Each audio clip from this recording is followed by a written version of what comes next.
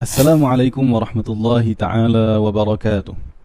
Tuan-tuan dan puan-puan, topik perbahasan kita pada hari ini adalah berkenaan ilmu kalam. Bukan semua ilmu kalam itu dicela oleh para ulama.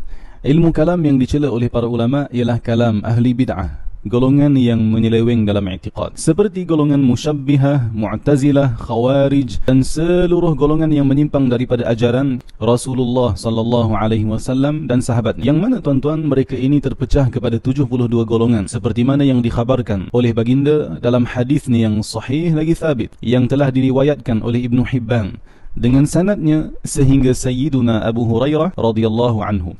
Beliau telah berkata bahawasanya baginda sallallahu alaihi wasallam bersabda, "Iftaraqatil yahudu 71 firqah wa iftaraqatin nasara ala 72 firqah wa sataftariqu ummati ila 73 firqah kulluhum fin nari illa wahidah wa hiya al-jama'ah ay as-sawadul a'zam." Mafhumnya, berpecah golongan Yahudi kepada 71 golongan dan berpecah golongan Nasrani kepada 72 golongan, dan akan berpecah umatku kepada 73 golongan, kesemuanya dalam neraka kecuali satu golongan, yaitu al-jamaah. Apakah dimaksudkan dengan al-jamaah di dalam hadis ini? Maka al-jamaah bermaksud majoriti umat Muhammad sallallahu alaihi wasallam. Adapun ilmu kalam yang ditekuni oleh ahli sunnah wal jamaah dalam kalangan al-asy'ariyah dan al-maturidiyah, maka sesungguhnya ia telah diajarkan sebelum al-asy'ari dan al-maturidi, seperti al-imam Abu Hanifah. Sesungguhnya beliau memiliki 5 risalah dalam ilmu kalam, yakni ilmu tauhid, dan al-imam Syafi'i juga menguasai ilmu kalam sehingga beliau pernah mengatakan, atqanna dzaka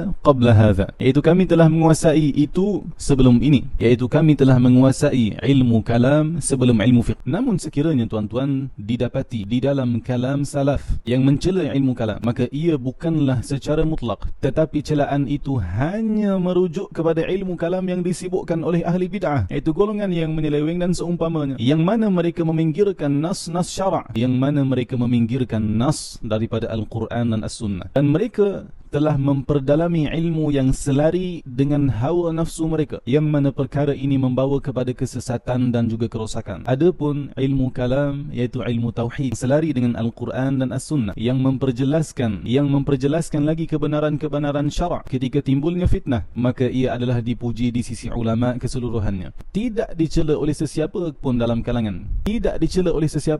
kalangan, ulama yang mu'tabar. Hatta al-Imam Syafi'i pun tidak mencelanya.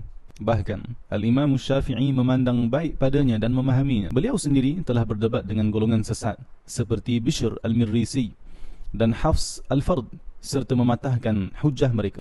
Kesimpulannya, ilmu kalam terbahagi kepada 2 bahagian. Yang pertama tuan-tuan adalah ilmu kalam yang dipuji, iaitu al-kalamul mamduh, dan yang kedua adalah ilmu kalam yang dikeji, iaitu al-kalamul mazmum. Dan perkara ini telah dinyatakan oleh para ulama tentangnya. Masuklah seorang ahli hadis yang terkenal, Al-Imamul Hafidh Ibnu Asakir, yang telah wafat pada tahun 571 Hijriyah. Kitab beliau yang beliau karang untuk membela Al-Imam Abul Hasan Al-Asy'ari.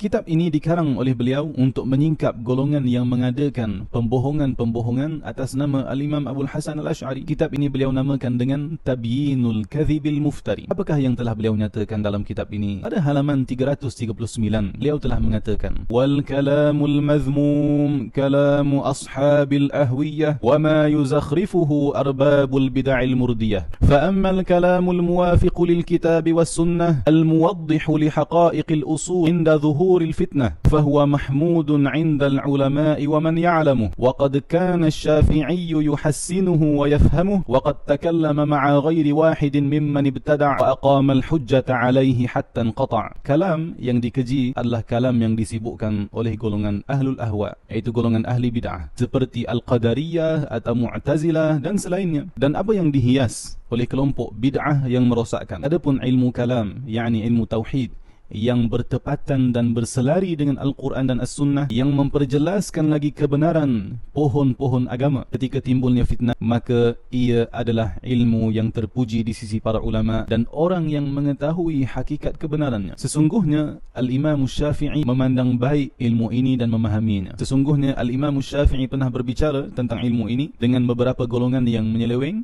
dan menegakkan hujjah yang mantap ke atas mereka sehingga hujjah mereka dapat dipatahkan. Maka tuan-tuan, ilmu kalam atau ilmu tauhid yang dipuji, inilah ilmu yang disibukkan oleh ulama Nusantara kita yang terkemuka, seperti Syekh Dawud bin Abdullah Al-Fatani, dan Syekh Wan Ahmad Al-Fatani, dan Syekh Nuruddin bin Ali Ar-Raniri, dan Syekh Muhammad Arsyad bin Abdullah Al-Banjari, dan Syekh Muhammad Mukhtar bin Utarid Al-Bogor, dan Sultan Alauddin Sulaiman Shah, Sultan Selangor yang kelima, dan Syekh Husin Nasir bin Muhammad Al-Mas'udi yang dikenali dengan Tuan Husin Kedah, dan Syekh Tuan Guru Haji Cik bin Ahmad Al-Qadahi, dan Syekh Abdul Aziz bin Ismail Al-Fatani, dan mufti-mufti di negeri-negeri Melayu seperti Syekh Tengku Mahmud Zuhdi bin Tengku Abdul Rahman, mufti pertama negeri Selangor yang dikenali sebagai Syekhul Islam Setia Diraja Selangor, dan Syekh Abdullah Fahim bin Ibrahim, mantan mufti Pulau Pinang, dan Al-Allamah Syekh Alawi bin Tahir Al-Haddad, mantan mufti Johor, dan selain mereka termasuk datuk saya almarhum Dr. Muhammad Uthman Al-Muhammadi rahimahullahu ta'ala.